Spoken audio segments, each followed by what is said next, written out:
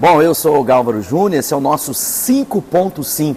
São reflexões diárias de segunda a sexta-feira, 5 e 5 da tarde, disponibilizando sempre uma nova reflexão de 5 minutinhos para você parar, pensar, praticar e transformar a sua vida. Essa semana a gente vai fazer uma série bem bacana, a gente vai falar sobre censura, vamos falar sobre liberdade religiosa, sobre a nossa dupla cidadania, sobre políticas de Estado e sobre a palavra de Deus, que é o fundamento de todas as coisas que nós fazemos na nossa caminhada, na nossa jornada. Portanto, fica ligado aí e o nosso tema de hoje é liberdade de expressão.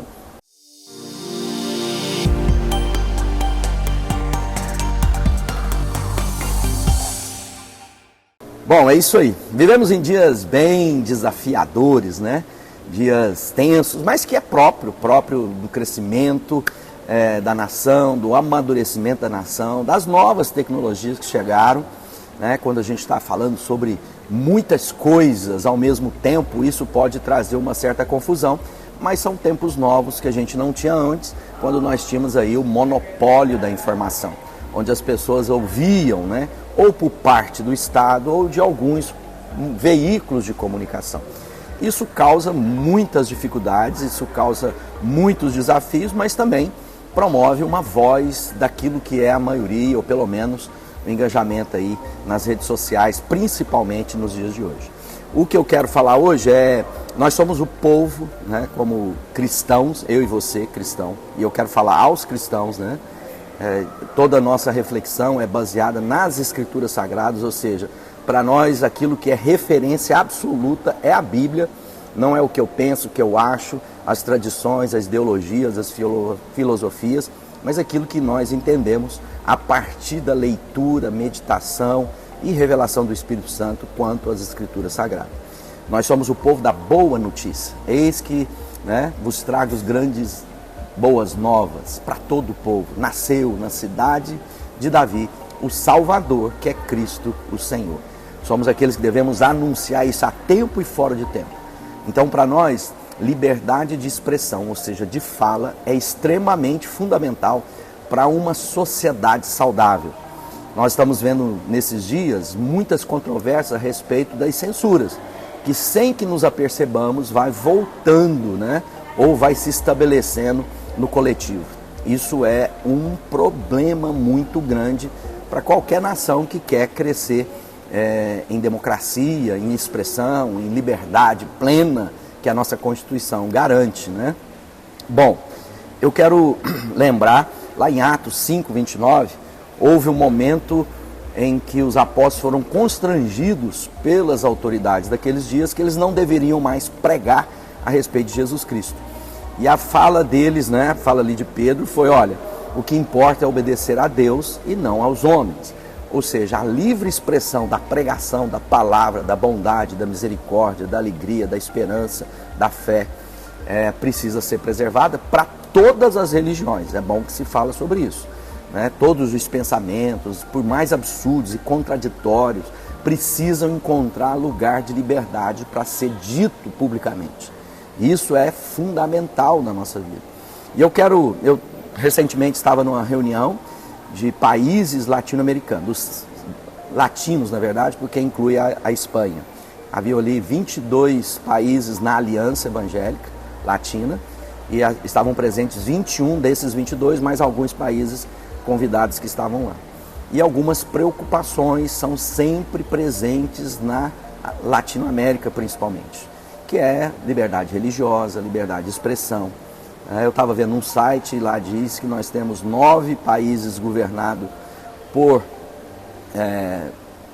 partidos de esquerda, 8 de direita e alguns outros que se identificam ou centro-esquerda, centro-direita, e temos ainda 3 ditaduras de esquerda no país. Todas as vezes que a gente se reúne, há uma preocupação, que é o quê? A liberdade de expressão. E aqui nós tivemos representantes de Cuba, da Venezuela e também da Nicarágua, que são os 3 países de ditadura de esquerda. O que é a primeira providência? Calar a voz, que dissoa, que se levanta contra o regime. Eu estava vendo um post, né, e alguém disse lá, olha, vivemos um novo normal, né? Antes era fica em casa e agora eles dizem fica calado. E eu repostei isso, eu não estou repostando muitas coisas, mas achei importante porque agora acho que liberdade de expressão é fundamental.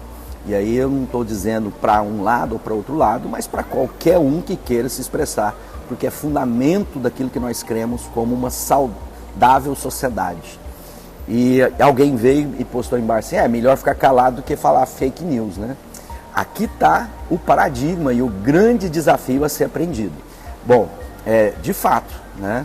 A Bíblia diz que os mentirosos não herdarão o reino dos céus. Então, mentira é uma coisa extremamente. Aliás, diz que o pai da mentira é Satanás, né? Que o pai da mentira é aquele que controla esse tempo, que há sofismas e enganos que são estabelecidos nas mentes a partir de mentiras ou sofisma. O que é um sofisma? Sofisma é aquilo que tem aparência de verdade, mas é mentira.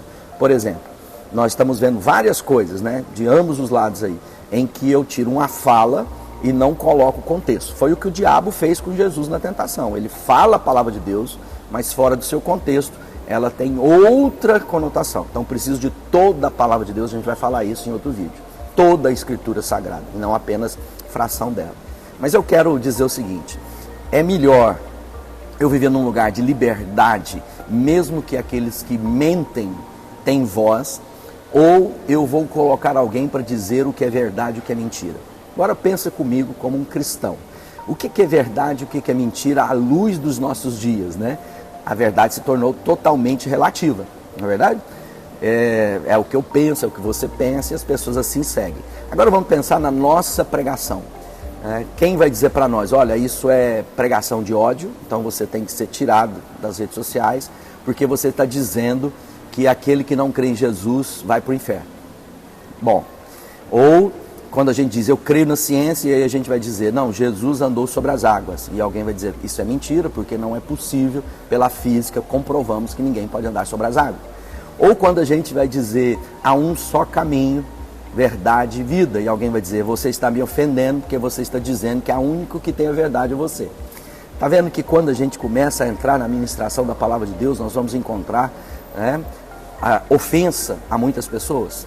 Porque não há como eu dizer, Jesus disse, eu sou o caminho, a verdade e a vida, ninguém vai ao Pai se não for por mim. Ou quando ele condena as práticas da imoralidade, na sexualidade, quando ele condena as práticas da idolatria, da feitiçaria, né, dos que consultam os mortos, e alguém pode dizer, estou me sentindo ofendido porque você está dizendo contra a minha fé. Então, quando a gente fala de censura, é extremamente grave. E eu quero falar de um testemunho meu que eu vivi em Cuba. E não é algo que alguém me contou, eu estive em Cuba e pude vivenciar isso. Eu estava em Cuba e fui por 2 vezes em Cuba, e não fui na Cuba do turista, eu fui na Cuba do cubano, no interior, lá para dentro do país, onde a gente foi ministrar, fomos ensinar plantadores de igrejas naquela ocasião, né? E o que acontecia ali? Primeiro, as pessoas nunca verbalizavam o nome do Fidel Castro. E quando eles queriam dizer a respeito do general, eles faziam assim, né? Ou seja, o Barba.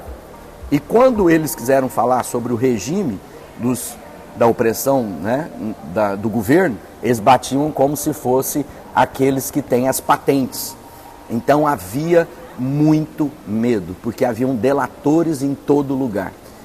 Os pastores, alguns reportaram isso para nós, que antes da pregação de domingo era preciso aprovar o sermão por escrito junto à junta religiosa, ou seja, qualquer mensagem que falasse de liberdade, contaram uma história sobre um pastor convidado foi pregar lá em Cuba e ele dizia, vamos tomar, que o reino de Deus é a força, e aquilo foi dito num âmbito espiritual, e o governo foi logo procurar a igreja porque dizia que eles estavam preparando uma revolta contra o Estado. Então é muito perigoso. E me lembro, para encerrar o nosso vídeo, de uma passagem onde eu estava nos Estados Unidos e no aeroporto tinha vários cartazes espalhados, né? E esses cartazes eram sobre liberdade religiosa. Eu vou falar isso no próximo vídeo, mas eu quero só citar aqui porque é importante. Haviam fotos, Jim Jones, né, de vários daqueles líderes, né, o Madison, aquelas pessoas loucas, e eles colocavam lá, apesar deles, cremos na liberdade religiosa. Ou seja, todas as vezes que a gente conferir alguém ou algum grupo que vai dizer o que eu posso dizer, o que eu não posso dizer, isso vai causar ruptura, isso vai causar um estrago na sociedade muito grande. Então, mesmo que você tenha ideologias distintas daquilo que você compreende que eu possa ter, né? Não aceite que alguém diga o que você pode dizer e o que você não pode dizer. Isso é grave. Então eu quero dizer, nós somos o povo da boa notícia, somos o povo da palavra, da pregação, e nós queremos defender que todos tenham, assim como nós, a liberdade de se expressar na sua fé, mesmo aquelas que são contrárias à maneira que pensamos. Para, pensa, não aceite censura, isso tem nada a ver com o pleito de governo, é um momento que a gente precisa se levantar como sociedade e dizer, não cremos na censura, mesmo que alguns estejam falando mentiras. Então entra na justiça para que aquela pessoa possa ser reparada no dano que ela causou quando ela mentindo falou. Aliás, a Bíblia diz que muitos de nós, né, os cristãos, serão acusados de mentiras, né? Então faz parte da caminhada. Não deixe que a censura se estabeleça de nenhuma forma na nossa nação. Pare e pense sobre isso, reflita e engaje-se na defesa das liberdades da nossa livre expressão de fala. Deus abençoe.